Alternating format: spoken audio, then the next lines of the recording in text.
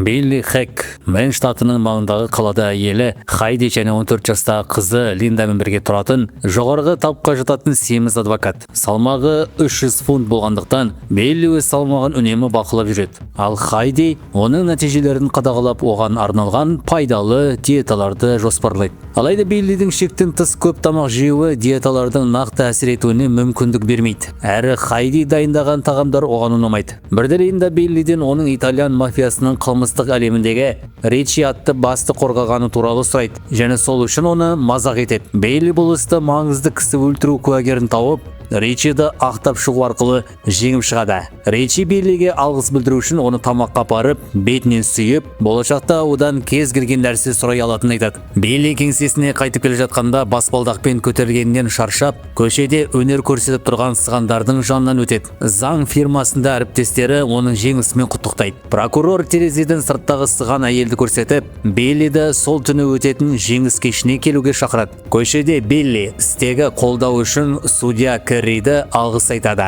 Судья Керри қауіпсіздік қызметіне сығандарды сол жерден қуып жіберуді бұйырады. Сол жерде Джина Лумки Биллимен флирт жасап, кейін оны қорлайды. Құттықтау кешінде Хайди Биллидің тым көп тамақ жеуіне жол бермеуге тырысады. Кейін олар көлікте келе жатып, Биллидің үнемі артық тамақ жейтіні туралы ұрысып қалады. Оны тыныштандыру үшін Хайди Билли көлік айдап келе жатқанда, көліктің ішінде оған жақындық танытады. Жолда Джина Лемпи мен оның әйелі суық тиюге қарсы дәрі алу үшін дәріханаға барады. Хайдиге алаңда отырған Билли байқамай көлігімен сыған әйелді қағып кетіп, оны бірден өлтіреді. Келесі күні таңертең Линда Биллиден неге соттан соншалықты ерте келген сұрайды. Билли сотта емес, жол апаты бойынша тергеуде болғанын түсіндіреді. Линда апат туралы сұрағанда Хайди Биллиге ештеңе болмайтынын, өйткені ол ешқандай жаман нәрсе істемегенін айтып, қызын жұбатады. Бұл сөздер Линданы шатастырып жібереді. Биллидің ісі қаралған соң судья Керри, ол Биллидің жақын досы, сыған әйел бір нәрсе ұрлап қашып жатқан кезде кенеттен Биллидің көлігінің алдына шыққан айтады. Полиция басшысы Дункан Билли қалыпты жылдамдықпен жүргенін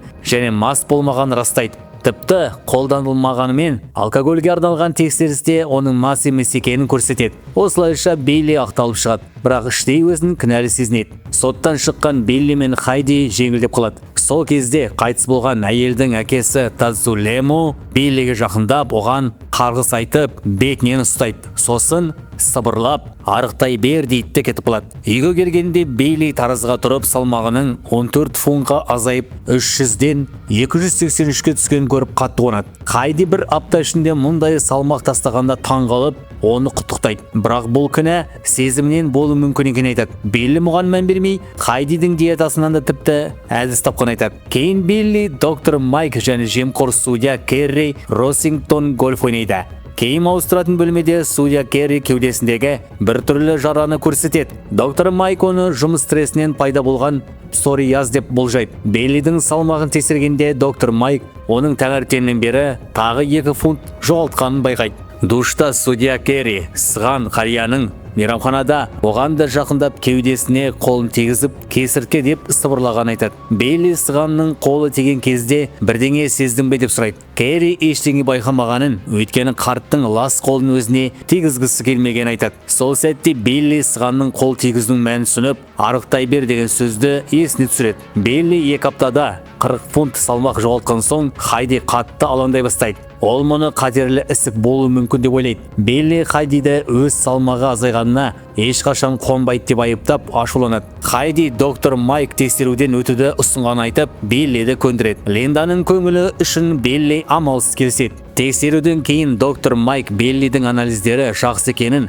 және тіпті өзінен де сау екенін айтады. Билли мұндай тез арықтауына қарамастан расында да бәрі дұрыс па деп қайта сұрайды. Доктор Майк оған уайымдамауын айтады. Кейін Билли өз тігіншісіне барады. Ол да артық салмақты адам болатын. Ол Биллидің қатты өзгергеніне таңғалады. Биллидің белі бұрын ешқандай диета жасай алмағандай тарылып кеткенін айтып таңданады. Үйге келген соң Билли кенеттен арықтап бара жатқан теңестіру үшін тағы да көп тамақ жей береді. Бұған алаңдаған Линда одан ерлердегі менопауза болып жатыр ма деп сұрайды. Бірақ ол ондай нәрсе жоқ деп ойлайтын. Әкесіне алаңдаған Линда жоғарыға жүгіріп шығып, оны тексереді. Билли Хайдимен тағы да ұрысып, өзінің жағдайына оны кінәлайды. Хайди болса Линданың оның мінез құлқына көңілі қалған айтып, қызымен бірге басқа жаққа барып келетінін айтады. Белли бұрынғыдай шамадан тыс тамақ жей берді және тағы да доктор Майкпен кездесті. Доктор Майк оған толық тексеруден өту үшін басқа клиникаға баруды ұсынады. Белли сонымен қатар судья Керридің әйелін жалғыз өзі мейрамханада тамақтанып отырғанын көрген айтып, олардың ұрысып қалмағанын сұрайды. Доктор Майк жай ғана судья Керридің жол апатына түскен әпкесіне бару үшін қала сыртында жүргенін айтты. Бірақ Белли Керридің ешқандай бауырлар жоқ екенін білетін. Содан кейін Белли судья Керридің үйіне барып, оның әйелінен Керриді де өз сияқты салмақ жоғалтты ма деп сұрайды. Ол кезде Беллидің салмағы 100 фунтқа дейін азайып кеткен еді. Керридің әйелі Беллидің сыған қариясы оның денесіне тиген бе деп сұрайды. Белли сығанның өзіне қол тигізгенін мойындайды. Әйел оны үйге кіргізіп, судья Керридің сығандардың қарғысына ұшырағанын айтады. Оның айтуынша, Лумки кеудесіне қолын тигізіп тұрып, кесіртке деп сыбырлағаннан кейін Керри біртіндеп кесірткеге айналып бара жатқан. Ол бұл қарғыс үшін Беллиді кінәлап, сыған әйелді өлтірген үшін бәріне өз себеп болды дейді. Алайда Белли мұндай қарғысқа сенбеді де кетіп қалды. Артынан Керридің әйелі айғайлап, Белли тағы да арықтай берген кезде ғана сенетінін айтады. Белли Ричиге телефон шалып, сығандардың қарғысына сенесің бе деп сұрайды. Ричи анасына сұрап көргеннен кейін, егер сыған біреуді қарғаса, сол қарғысты тек сол сыған ғана қайтара алатынын айтады. Хайди Беллиден Керри туралы сұрағанда, Белли қарғыстың салдарынан Керриде теріс қатерлік ісігі пайда болды деп түсіндіреді. Бірақ Хайди оған сенбеді. Ол егер қарғыс бар болса, ол тек Керри мен Беллиге ғана емес, бүкіл қалаға әсер ету керек дейді. Сол кезде Белли сыған әйелдің өліміне өзі Керри және Дункан себеп болған түсінді. Көлікпен келе жатқанда Хайди Беллиді қайта тексеруге көндірмек болды. Сол сәтте олар бір көлік апатына ұшырап жаздап, әрең аман қалды. Белли кейін Глассман клиникасына тексерілуге барады. Дәрігерлер оның қысқа уақыт ішінде соншалықты көп салмақ жоғалтқанына таңғалады. Бірақ тексерулер оның денсаулығына ешқандай ақау таппайды. Содан кейін Белли полиция басшысы Дунканға барады. Ол Дунканның беті бір түрлі бөртпелермен қапталғанын көріп қатты таңғалады. Дункан Беллиді қарғыс үшін кінәлап, оның өтірік айтып жүргенін айтты. Белли өзінің қылмыскер емес екенін сол кезде тек мас болған айтып ақталады. Дункан Беллиге қария сығанды өлтіру үшін қару алып баруды талап етеді. Бірақ Белли одан бас тартады. Сыртқа шыққаннан кейін Белли мылтық дауысын естіп, Дунканның өз-өзіне қол жұмсағанын түсінді. Белли доктор Майктың өз үйінен шығып келе жатқанын көріп, Майк пен Хайди арасында жасырын қатынас бар ба деп күдіктене бастайды. Ол Хайдиге дәрігерлер оған көмектесе алмайтынын айтып, Дунканның сығанды өлтіру үшін оған қару бергенін, бірақ өзі одан бас тартқан жеткізді. Хайди Беллидің дұрыс шешім қабылдағанына қуанады. Белли қарғыс туралы айтып ашуланады, бірақ Хайди бәрібір оған сенуден бас тартты. Бұл Беллиді қатты ашуландырады. Ол өзіне ешқандай диета ұстамай, спортпен айналыспай-ақ күн сай арттап бара жатқанын, баяу өліп жатқанын айтады. Дунканның жерлеу рәсімінде Белли доктор Майкқа, егер сенбесең, Керридің жағдайын барып көр дейді. Ал Майк Керридің тері қатерлестігіне байланысты ем алып жатқанын айтады. Белли сығандарды табуға бел буып, үйінен шығады. Сол кезде ол Хайди мен Майктың сөйлесіп тұрғанын естіп қалады. Осыдан кейін Белли Лумки атты сыған өзінің өлтірген әйелінің әкесі екенін білді. Белли сығандардың өзіне түсіп, оларды Коннектикуттағы карнавалдан тапты. Ал Майк Хайдиге Беллидің психикалық күйзеліске түскен туралы өтінішке қол қоюын ұсынды. Белли олардың әңгімесін естіп қояды да сығандарды іздеуге кетіп қалады. Карнавалда ол сығанның немересі Джинаның өнер көрсетіп жатқан көрді. Тадзу Лему мен Джина Беллиге қарғыс жақында оның өмірін аяқтайтынын, ол әр секунд сайын артып бара жатқанын айтады. Джина Беллидің болашағын көрсететін кішкентай мүсінді лақтырып жіберді. Белли қашуға тырысты, бірақ аяғы әлсіреп жүгіре алмайды. Сол кезде жартылай адам, жартылай кесірткеге айналған Керри көлікпен келіп, Беллиді құтқармақ болды. Белли қорыққанымен көлікке отырады, бірақ Тадзу Лумки олардың көлігіне соқтығып, Белли айғайлап жіберді. Кенет ол төсегінде оянып кетті. Белли өзінің бұрынғыдан әлдеқайда арық әрі әлсіз болып кеткен байқайды. Ол Керридің жағдайын білу үшін телефон соғады. Керридің әйелі оның жүк көлігіне соғылып, өзіне өзі қол жұмсағанын айтады. Белли кейін үйіне телефон соғады. Линда оған Хайди ас үйде екенін айтады. Хайди Беллимен сөйлескісі келеді, бірақ Белли ашуланып, телефонды қоя салады. Кейін Белли Джина мен Тадзудың оның анасы болған сыған әйелді